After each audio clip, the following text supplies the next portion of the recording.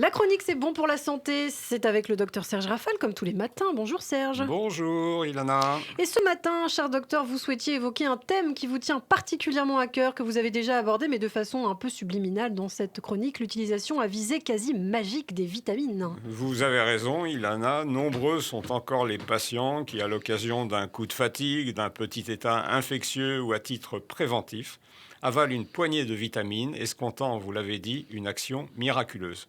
Or, aucune étude ne prouve un quelconque effet bénéfique chez une personne en bonne santé apparente, sans carence nutritionnelle avérée, ce qui est généralement le cas des sociétés occidentales. Les vitamines sont donc inutiles? Bien sûr que non, vous êtes excessive, Ilana. Les vitamines sont vitales par définition, mais en dehors de la vitamine D, fabriquée principalement par la peau sous l'action des rayons du soleil, elles sont apportées chez nous en quantité suffisante par une alimentation diversifiée.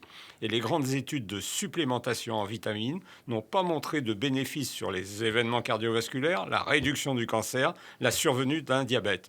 Et contrairement aux idées reçues, l'allégation d'une stimulation des défenses immunitaires due aux vitamines n'est qu'une hypothèse, pas un fait scientifique. Bon, quelles sont les situations à risque de carence? Une précarité socio-économique, des cas de scorbut, maladie déclenchée par l'absence d'apport de vitamine C, ont été décrits chez des SDF. Un mode particulier d'alimentation, le végétarisme et le végétalisme, qui nécessitent impérativement de la vitamine B12, des troubles du comportement alimentaire comme l'anorexie. Une pathologie digestive qui empêche l'absorption de certaines vitamines, l'alcoolisme qui inhibe l'absorption des vitamines B, B1, B2, B6, B9, dont la supplémentation est par conséquent ici indispensable. La chirurgie bariatrique contre l'obésité peut être responsable de carences rares mais graves. La supplémentation est elle aussi la règle. La grossesse qui nécessite de la vitamine B9 afin d'éviter la non-fermeture du tube neural et de la vitamine D pour limiter certaines complications, la prééclampsie, le diabète, l'hypotrophie fœtale du début du troisième trimestre.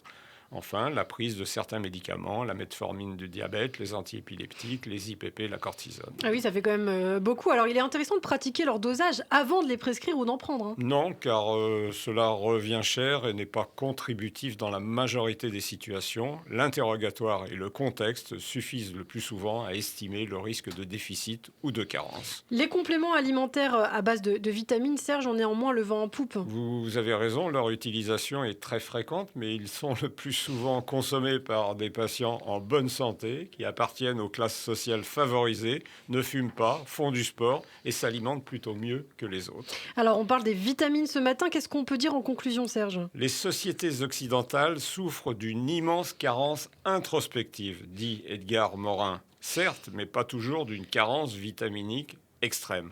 Leur intérêt est donc le plus souvent superflu pour la population générale, mais leur aura est telle que nous continuerons tous à en prendre à l'occasion. Eh bien, merci beaucoup, Serge Rafal, pour ces bons conseils. La chronique, c'est bon pour la santé, à retrouver au quotidien sur Radio J, également en podcast et en vidéo sur notre chaîne YouTube. À demain, Serge.